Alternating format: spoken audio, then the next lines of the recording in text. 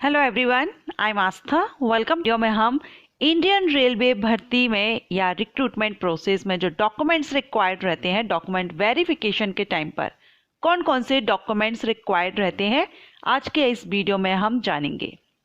Indian railway NTPC भर्ती, जो students या कैंडिडेट नहीं जानते हैं उनको मैं ब्रीफली बता दूं, वैसे बहुत से कैंडिडेट जानते होंगे। इंडियन रेलवे में जो एनटीपीसी भर्ती होती है ये नॉन टेक्निकल पोस्ट पर भर्ती की जाती है। मींस इसमें कोई भी टेक्निकल आपके पास डिग्री डिप्लोमा अगर नहीं है, सिंपल अगर आप 12th या ग्रेजुएशन, क्योंकि एनटीपीसी में जो भर्ती रहेगी ये 2 लेवल पर रहती है, एक तो 12th लेवल पर और एक ग्रेजुएशन लेवल पर। 12th लेवल पर कुछ पोस्ट रहती हैं जिनके लिए आफ्टर 12th स्टूडेंट्स या कैंडिडेट अप्लाई कर सकते हैं, और कुछ पोस्ट एनटीपीसी में ग्रेजुएट लेवल की होती हैं जिन पर आप आफ्टर ग्रेजुएशन अप्लाई कर सकते हैं। सो ये एनटीपीसी की जो पोस्ट है इसमें कोई भी आईटीआई या अदर कोई भी टेक्निकल सर्टिफिकेट या डिप्लोमा रिक्वायर्ड नहीं होता है। Simple 12th and graduation base पर आप इसमें अप्लाई करते हैं। आज के वीडियो में हम एनटीपीसी भर्ती में, क्योंकि जो भी भर्तियां रहती हैं सभी में सिलेक्शन प्रोसीजर होता है स्टेप बाय स्टेप, और किसी भी डिपार्टमेंट में आप सिलेक्शन लेते हैं, भर्ती प्रोसेस जो रहती है उसमें एक स्टेज रहती है डॉक्यूमेंट वेरिफिकेशन की।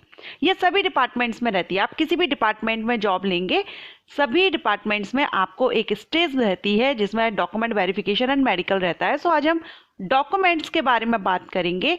इंडियन रेलवे में जो रेलवे एनटीपीसी भर्ती होती है, आफ्टर 12th अगर आप उसमें जॉब लेना चाहते हैं या अप्लाई करते हैं तो आपको कौन कौन से डॉक्यूमेंट्स की रिक्वायरमेंट रहेगी, क्योंकि इंडियन रेलवे वैकेंसीज 2023 में आने वाली हैं। कब आ सकती हैं वो मैं आपको प्रीवियस वीडियो में बता चुकी हूँ। अभी आपके पास थोड़ा टाइम है, बट फिर भी आपको डॉक्यूमेंट्स के बारे में नॉलेज होनी चाहिए। कौन कौन से डॉक्यूमेंट्स आपको रिक्वायर्ड रहेंगे, आपके पास हैं या नहीं, आपकी जो भी आप कैटेगरी को बिलोंग करते हैं उस हिसाब से। ओके, चलिए हम स्टार्ट करते हैं और जानते हैं कौन कौन से डॉक्यूमेंट्स आपको। अदर कोई भी रिक्वायरमेंट या कोई भी सिलेक्शन प्रोसीजर या स्टेजेस के बारे में हम डिस्कस नहीं करेंगे, सिर्फ डॉक्यूमेंट्स के बारे में इस वीडियो में हम बात करेंगे। अदर किसी टॉपिक पर भी आप चाहते हैं तो आप कमेंट कर दीजिएगा, अलग से वीडियो अपलोड करूंगी। वैसे Indian railway job profile playlist create की है, उसमें इंडियन रेलवे के बहुत से वीडियोज अपलोड है जिसमें आपको लगभग सभी पोस्ट पर मैंने वीडियो अपलोड की हुई है। Selection procedure, salary, eligibility conditions, कौन सा एग्जाम देना होगा, कहाँ से आप नोटिफिकेशन ले सकते हैं, सारे वीडियोस जो पोस्ट वाइज वीडियोस मैंने अपलोड किए हुए, आप चाहें तो उस प्लेलिस्ट को चेक कर लीजिएगा। ओके, या आई बटन पर मैं लिंक दे दूंगी प्लेलिस्ट का। चलिए हम देख लेते हैं कौन कौन से डॉक्यूमेंट्स रिक्वायर्ड हैं। तो देखिए यहां पर दिया गया है documents to be brought by candidate, यानी no additional time will be given to candidate not producing their original certificate on date of their document verification and the candidature of such candidate is liable to be cancelled। आपको documents ले जाने होते हैं document verification के time पर।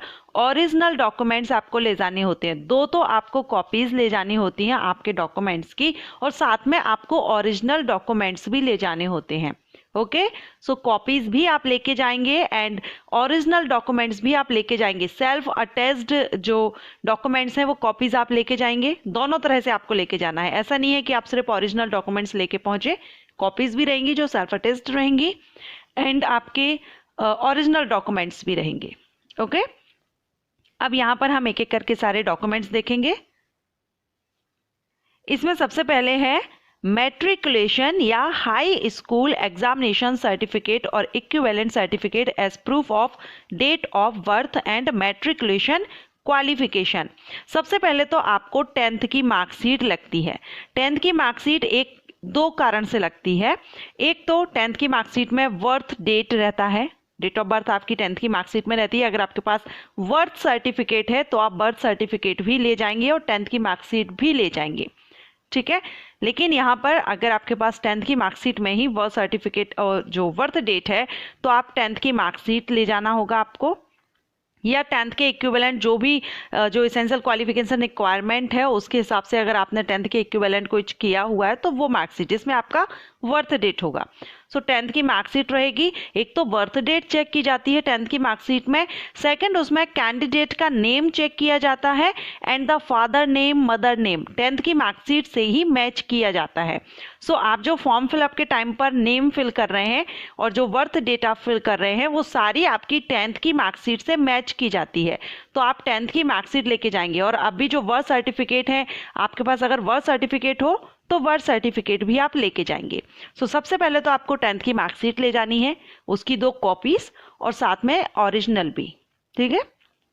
Second जो रहेगा वो 12th की रहेगी। हायर सेकेंडरी या इसकी इक्विवेलेंट जो भी सर्टिफिकेट क्वालिफिकेशन जब भी नोटिफिकेशन आता है उसमें अगर मान्य रहती है तो वो सभी जो 12th लेवल की हैं वो मार्कशीट भी आपको ले जानी होगी और सभी की आपको 2-2 कॉपीज और ओरिजिनल लेके जाना है।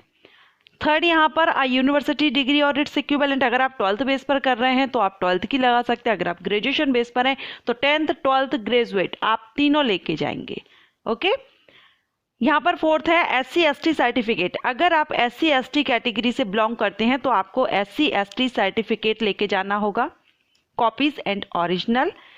फिफ्थ है OBC NCL सर्टिफिकेट आपको ले जाना होगा, नॉट ओल्डर देन 1 ईयर, 1 साल से ज़्यादा पुराना जो सर्टिफिकेट है OBC NCL सर्टिफिकेट आपका नहीं होना चाहिए। डॉक्यूमेंट वेरिफिकेशन की जो डेट, जब भी आपकी डॉक्यूमेंट जब भी आप अप्लाई करते हैं और आप अगर उसमें सिलेक्शन लेते हैं उसके बाद आपका जो स्टेजेस क्रॉस करते हैं और डॉक्यूमेंट वेरिफिकेशन जिस डेट में होता है उस डेट से 1 साल पुराना आपका यहाँ पर डॉक्यूमेंट जो है OBC NCL 1 साल से ज़्यादा पुराना आपका डॉक्यूमेंट नहीं होना चाहिए। इसके साथ ही non creamy layer declaration by OBC NCL candidates, ठीक है। 7 जो है income and asset certificate to be produced by economically weaker sections, जो EWS जो कैंडिडेट हैं उनके लिए इनकम एंड एसेट सर्टिफिकेट भी यहाँ पर प्रोड्यूस किया गया हो by economically weaker section as per यहाँ पर दिया रहता है। ओके, सो आपको ये देना होता है अगर आप EWS से कैटेगरी से हैं। इसके बाद इनकम सर्टिफिकेट, ये एक्स सर्विसमैन वगैरह जो अप्लाई कर रहे हैं उनके लिए यहाँ पर एक्स सर्विसमैन के लिए यहाँ नीचे दिया गया है, पहले ये देखेंगे। Income certificate for weaving examination fee of EVC, economically backward classes के लिए इनकम सर्टिफिकेट भी आपको यहाँ पर लगाना होता है। थर्ड है यहाँ पर minority community declaration on non judicial stamp paper, so ये आपको देना होगा। अगर आप इस कैटेगरी में आते हैं तो आपकी कैटेगरी के अनुसार यहाँ पर आपकी जो जनरल कैंडिडेट होंगे उनके लिए सिर्फ यहाँ पर 10th 12th डिग्री ये सर्टिफिकेट्स यहाँ रहेंगे और डोमिसाइल सर्टिफिकेट यहाँ पर आपका लग सकता है या ID प्रूफ लगेगा, ठीक है। अदर किसी कैटेगरी से हैं तो आपको आपकी कैटेगरी के लिए यहाँ पर सर्टिफिकेट देने होंगे, प्रूफ देना होगा, सो वो यहाँ पर आपके लगेंगे। एक्स सर्विसमैन के लिए self declaration of ex serviceman, यहाँ पर medical certificate for person with, यानी PWD जो कैंडिडेट होंगे उनको मेडिकल सर्टिफिकेट। अब जो मेडिकल सर्टिफिकेट है PWD कैंडिडेट में जो परसेंटेज के हिसाब से देखा जाता है तो उस हिसाब से आपका यहाँ पर मेडिकल सर्टिफिकेट आपको देना होगा। NOC from serving employ with, ये एक्स सर्विसमैन के लिए रहेगा। अगर आप ऑफलाइन पेमेंट करते हैं, ऑफलाइन में जो फीस पे करते हैं आप, अगर आप ऑफलाइन पेमेंट करते हैं तो रिसिप्ट ऑफ ऑफलाइन पेमेंट यहाँ पर आपको लगानी होती है। अगर आप चालान नेट SBI ब्रांच यहाँ दिया गया है, जब भी आप ऑफलाइन पे करेंगे तो उसका यहाँ पर रिसिप्ट आपको लगानी होगी। अगर आप जम्मू एंड कश्मीर स्टेट से है, जम्मू कश्मीर से बिलोंग करते हैं तो जम्मू कश्मीर डोमिसाइल सर्टिफिकेट यहाँ पर देना होगा अगर आप हैं तो। सभी के लिए ये सारे डॉक्यूमेंट्स नहीं है, मैंने आपको पहले ही बताया, आप अपनी कैटेगरी के हिसाब से देखेंगे आपको कौन कौन से डॉक्यूमेंट्स रिक्वायर्ड हैं। जनरल कैंडिडेट के लिए मैंने बता ही दिया है कौन कौन से मेन डॉक्यूमेंट्स रहेंगे। ओके, इसके अलावा ये अदर कैंडिडेट जो कैटेगरी से बिलोंग करते हैं उनके लिए है। जनरल जो कैंडिडेट रहेंगे नॉर्मली उनके लिए जो रिक्वायरमेंट है वो मैंने यहाँ पर बता दिया। अगर हम जनरल कैटेगरीज की बात करें तो इसमें आपको 10th की मार्कशीट, 12th की मार्कशीट एंड आपकी अगर डिग्री आपने की हुई है तो आप डिग्री लगा सकते हैं। इसके अलावा डोमिसाइल वगैरह की तो यहाँ रिक्वायरमेंट नहीं है, ID प्रूफ भी यहाँ पर नहीं रखा गया है।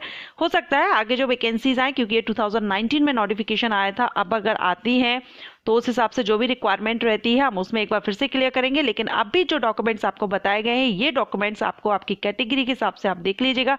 ये डॉक्यूमेंट्स आप जरूर बना के रखिए। इसी साल वैकेंसी आएंगी। अब ये जो 1 ईयर ओल्डर दिया गया है कि 1 साल से ज़्यादा पुराना सर्टिफिकेट नहीं होना चाहिए, ये आपके डॉक्यूमेंट वेरिफिकेशन की डेट से चेक किया जाएगा। डॉक्यूमेंट वेरिफिकेशन किस डेट में है उससे 1 साल से ज़्यादा पुराना आपका सर्टिफिकेट नहीं होना चाहिए। ओके, सो आशा करती हूँ आपको ये वीडियो पसंद आया हो, हेल्पफुल रहा हो। वीडियो पसंद आया हो तो वीडियो को लाइक कीजिएगा। Thank you.